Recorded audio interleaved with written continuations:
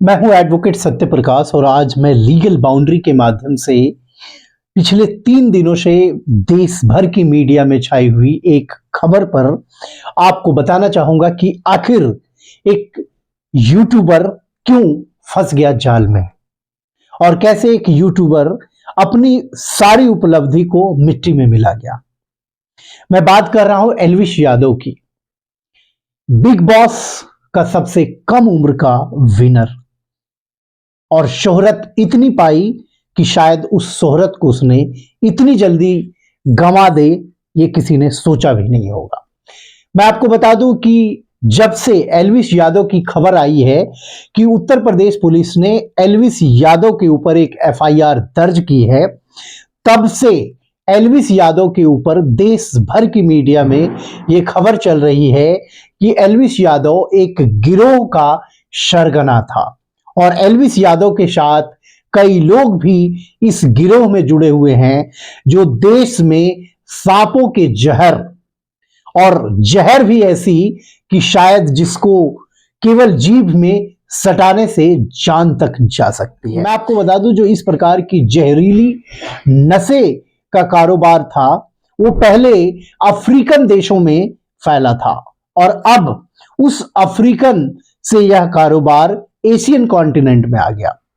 मैं आपको बता दूं कि जो सांपों के जहर से नशा करने की जो लत है वो युवाओं में काफी तेजी से बढ़ रही है। और पहले किस तरीके से इस पूरे गिरोह को जो माननीय सांसद है मेनका गांधी, उनकी जो संस्था है एसपीसीए, उसके सदस्यों ने पहले इसके बारे में जानकारी एकत्रित की, फिर इस गिरोह को संचालित करने वाले और दिल्ली एनसीआर में क्लबों में, पब्स में और जो बड़ी बड़ी पार्टियां होती है वहां इस जहर को कैसे परोसा जा रहा था, उस पूरे जाल में इन लोगों को पहले एक एक इंफॉर्मेशन कलेक्ट करके अपनी जाल में उन लोगों ने फंसाया। फिर इन लोगों को नोएडा बुला के इनके साथ जो और सदस्य थे उनको पकड़ा गया और उनके पास से करीब 9 जहरीले सांप को रिकवर किया। जो नोएडा सेक्टर 49 पुलिस स्टेशन में एफआईआर दर्ज हुई है, उस एफआईआर के अनुसार इस मामले में सबसे मुख्य अभियुक्त जो है राहुल, ये मैं आपको बता दूं सब दिल्ली के रहने वाले हैं। राहुल के साथ टीटूनाथ, जयकरण, नारायण, रविनाथ और छठे नंबर के जो एक्यूज हैं वो है एल्विश यादव। और इसके अलावा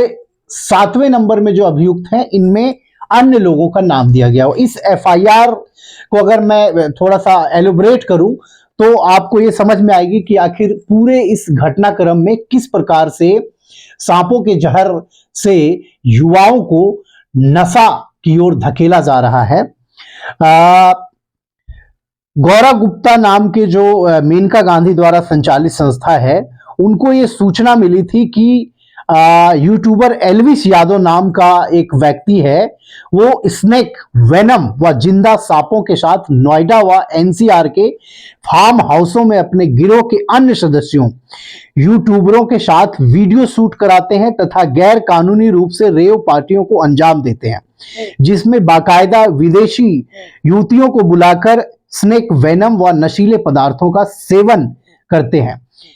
इस सूचना पर मुखबिर जो गौरव गुप्ता और उसके जो अन्य सदस्य थे, उन लोगों ने पहले एल्विश यादव के जो एक एजेंट है उससे संपर्क किया जिसका नाम राहुल था,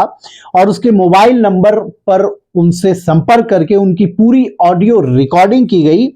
और उन्हें बकायदा ये डिमांड की गई कि उनकी एक पार्टी है, उन्हें सांपों के जहर की जरूरत है। इसके बाद उस व्यक्ति ने अपनी टीम के सदस्यों के साथ 2 तारीख को अर्थात 2 दिन पूर्व सेक्टर 51 स्थित सेवरॉन बैंक्वेट हॉल आने के लिए तैयार हुआ। और जैसे ही वह व्यक्ति आया,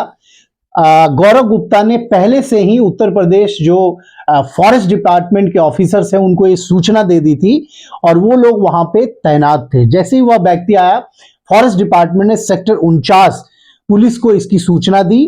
और सेक्टर 49 पुलिस के साथ जो रीजनल फॉरेस्ट ऑफिसर थे, सब ने उनको दबिश देके मौके से ही गिरफ्तार कर लिया।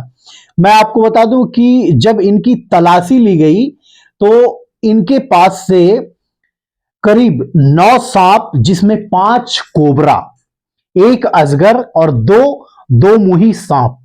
1 रेड स्नेक सांप मिले, जिन्होंने जब फॉरेस्ट के अधिकारियों ने इनसे पूछा कि ये आप लोग कहां से लाते हो, तो इन लोगों ने पूरी इसकी जानकारी तो नहीं दी, लेकिन ये बताई कि एनसीआर में कई ऐसे गिरोह है जो पब्स में, क्लब्स में और फार्म हाउसों में ये सांपों की सप्लाई देते हैं। और इन लोगों ने इस बात का भी खुलासा किया कि ये जो नशा का जो कारोबार है इनका, इसमें कई लोग देश के अन्य भागों से भी शामिल हैं। अब मैं आपको बता दूं, इस एफआईआर के बाद जो वाइल्ड लाइफ प्रोटेक्शन एक्ट है, वो वाइल्ड लाइफ प्रोटेक्शन एक्ट में क्या प्रावधान है, क्योंकि इनके ऊपर जो सेक्शंस लगाए गए हैं उस सेक्शंस में सजा तो बहुत कम है, लेकिन जो ग्रेविटी है इस मामले की, वो लॉ के अनुसार बहुत ग्रीवियस, आप कह सकते हैं कि एक गंभीर अपराध की श्रेणी में है। 3 साल की सजा है। लेकिन जो ये इनका ट्रेड है, जो जिस प्रकार से ये ट्रेड कर रहे थे, अगर इस पूरे ट्रेड को इस्टेब्लिश करने में पुलिस सफल हो जाती है तो इनके ऊपर और कड़ी कानूनी कार्रवाई हो सकती है। और फिलहाल इस मामले के जो अभियुक्त हैं एल्विश यादव, जिनको किंगपिन बनाया गया है, वो अभी फरार हैं। मैं आपको बता दूं कि इस प्रकार की जो नशे की कारोबार है, जो नशे की जो सिस्टम है, ये ज्यादातर पहले अफ्रीकन कंट्री में जो वहां के लोग हैं वो करते थे। अब ये चीजें जब शिफ्ट हो गई है और कई बार ऐसी रिपोर्ट आई कि महानगरों में, पब्स में, क्लब्स में ऐसा किया जा रहा है, लेकिन पकड़ में नहीं आते थे। पहली बार ये लोग पकड़ में आए। मैं आपको बता दूं, बॉलीवुड ऐसे भी ड्रग्स के लिए बदनाम है, जहां पे मॉर्फिन, कोकीन और गांजा, ब्राउन शुगर, ये सब बहुत कॉमन चीज है वहां पे बॉलीवुड एक्टर और एक्ट्रेस के लिए। आपको पता होगा कि पहले महाराष्ट्र में नारकोटिक्स डिपार्टमेंट ने शाहरुख खान के बेटे को भी गिरफ्तार किया था, बाद में उसको क्लीन चिट दे दी गई। लेकिन अब जब एक और स्टार इस पूरे गिरोह में जिसका नाम आया है, अब देखने वाली चीज होगी कि नोएडा पुलिस इसको किस लेवल तक इंक्वायरी को ले जाती है और कौन कौन से लोग इसमें पकड़े जाते हैं। फिलहाल तो ये स्पष्ट हो गया है कि महानगरों में जो बड़े और जो पैसे वाले हैं, जो पब्स, क्लब्स की आदत रखते हैं, उनके अंदर बहुत खतरनाक प्रवृत्ति डेवलप हो गई है और नशे के लिए वो किसी भी हद तक जाने को तैयार है। मैं आपको बता दूं, जो मेडिकल साइंस के एक्सपर्ट्स हैं वो ये मानते हैं कि ये जो नशा करते हैं सांपों का, वो नशा इतनी खतरनाक होती है कि हल्की सी भी अगर टच हो जाए जीभ में, तो उस नशा से आप 7 दिनों तक अपने आप को इस कंडीशन में पाएंगे, अनकॉन्शियस रहेंगे। और ये भी माना जाता है कि इस नशे को करने से जो युवा है वो उनका सेक्सुअल पावर बहुत ज़्यादा बढ़ता है, तो इसलिए ऐसे नशा को वो बहुत ज़्यादा करने के लिए अभी लालायित रहते हैं और इस प्रकार की नशा का कारोबार बढ़ रहा है। और इसके पीछे बाकायदा गैंग्स है और ये काफ़ी कॉस्टली होती है, इसलिए जो बड़े घर के युवा हैं वो इस नशे के कारोबार में और नशा में शामिल है, क्योंकि महंगी होती है और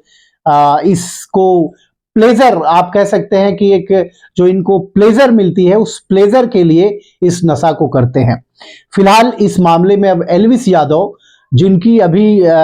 करियर की शुरुआत हुई थी, शुरुआत में ही अब वो विवादों में घिर गए हैं, तो अब देखने वाली चीज होगी कि वो अपने आप को कैसे संभालते हैं। लेकिन उनका अभी तक जो बयान मीडिया में आया है उसके अनुसार उन्होंने ये बात कही है कि मैं निर्दोष हूं। लेकिन दूसरी तरफ जो एनजीओ, जिस एनजीओ ने इस पूरे गिरोह को ट्रैप किया, उनको पकड़ा और पुलिस, उसके अनुसार एल्विश यादव ही इस पूरे मामले का किंगपिन है। आप लीगल बाउंड्री को लाइक करें, शेयर करें, सब्सक्राइब करें।